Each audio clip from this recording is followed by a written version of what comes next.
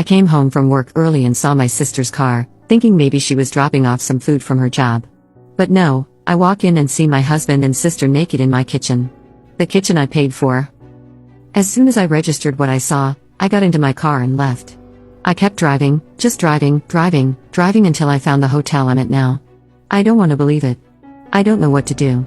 My sister, my only family, and my best friend, the one who's supposed to be there for me and support me. My husband, my person, my other half, the one who's supposed to love and respect me. The two most important people in my life have ruined everything. I've blocked them both on my phone. I don't want to hear any of the bullcrap excuses they'll come up with. I don't want to confront this. I want to go back to this morning when everything was fine. Update 1. Sorry for not replying to comments and not updating, things have been hectic. I didn't think I needed to explicitly say this, but by naked, I meant they were butt naked and doing it in the kitchen. I admit mentioning that I paid for the kitchen was odd and kind of funny. But anyone that knows me knows that the kitchen is my pride and joy, so yes, when I saw my sister and husband in my kitchen, it stuck with me. And yes, they did see me. When I got to the hotel, I cried for a few hours, and then I just wanted to tell someone, anyone. The two people I would talk to when something happened in my life were the two I needed to talk about, and it was 11-something in the evening, so I wasn't going to disrupt my friends' evenings and burden them. So instead, I came to the internet thinking not many would see it. The response I received was overwhelming. I want to say thank you to everyone who sent me kind words and advice. Thank you so much for all the virtual hugs. I had so much to think about and do. I appreciate all the love and support. There was so much amazing advice given in the comments, although a lot of it was American-based. I still appreciate it. But one thing I did see a lot was to unblock them and keep the texts and calls as evidence, so I did do that. After posting in another good cry, I knew that I had to get my crap together. I didn't have my sister or any family to help, so I had to do it myself. I started researching what my next steps were. In the morning, my friend called me, saying my sister contacted her, wondering if I had been in contact with her.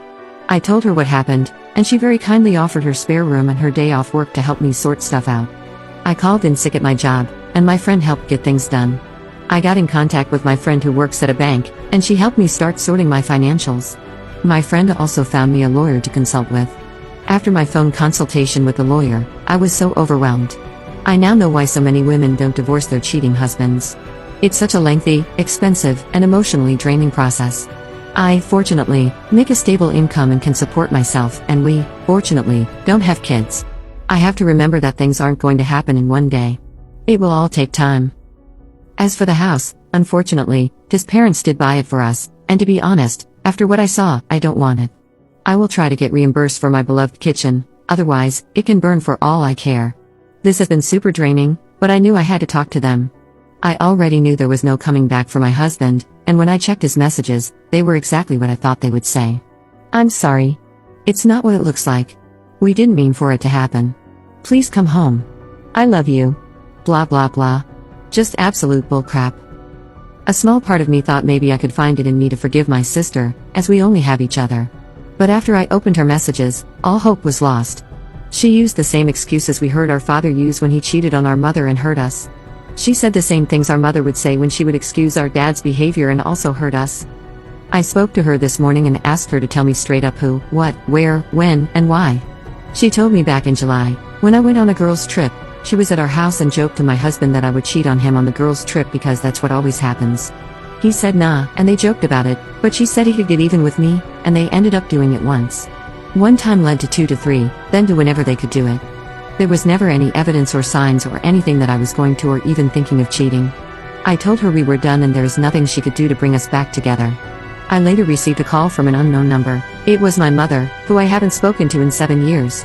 Turns out my sister has been in contact with her and told her what had happened, and my past mother, the same woman who harmed me when I was young for breathing wrong, had the audacity to say this is what I get for taking her daughters away from her. It hurts so much.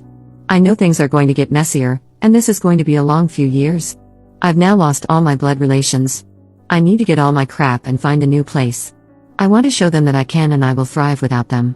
Again, thank you all from the bottom of my heart for all the love and advice. All the people in the comments that could relate to me, I'm so sorry. Relevant comments. Comment 1. I'm very proud of you for taking charge and standing up for yourself. I know it's very hard, but you got this. You will get through this.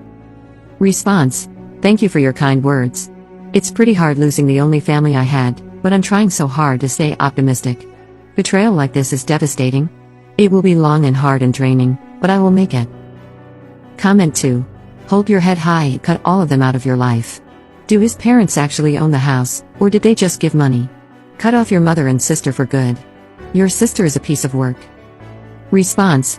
They gave my ex-husband the money for the house, so it's under his name. And yes, my sister can join my mother and do whatever. They're no longer related to me. Comment 3. Out of curiosity, have you asked his parents if they knew what was going on? This will give them the opportunity to hear what actually happened rather than the lies he'll tell to cover his bad behavior. Response. As soon as I started receiving messages from his mother, I knew he had been feeding them a false narrative. She's been calling me names for bringing my cheating backside and my cow sister into his life. She never liked me because of my background and thought I should forgive my mother. Unfortunately, all I'll hear from them is the bull crap he's told them. Update 2. I actually forgot about this account until recently, and when I logged back in, I saw so many people still commenting, messaging me, and checking up on me. To those people, thank you for your kindness. Since so many still ask for an update and I've already shared such a big part of my life, I may as well give a small update. Back in October, 10 months ago, my life was in chaos, but I was determined to soldier through it and show them that I can make it without them and succeed. I had to meet with my ex to talk about the house, and he kind of gave up, and we decided to sell the house. I was reimbursed for my beloved kitchen. At first, my sister would show up at my job and my friend's house, but once I told her that I would get the police involved, she stopped. I haven't seen her since February. I did hear from my pathetic excuse of a mother again, but that was also shut down, and I have not heard from her since the end of last year. I'm from NZ, so my ex and I have to be living separately for 2 years before we can divorce. Although I want nothing to do with him, I'm not too fussed. 1 year is almost done. I started therapy, which has been healing. I wish I had gone earlier. I have moved into my apartment, and I was promoted at work. I have also gone on 2 girl trips and had some extra fun these times as I was a single woman. And I've also just started seeing someone. He has been very kind. Thank you all again for your kindness.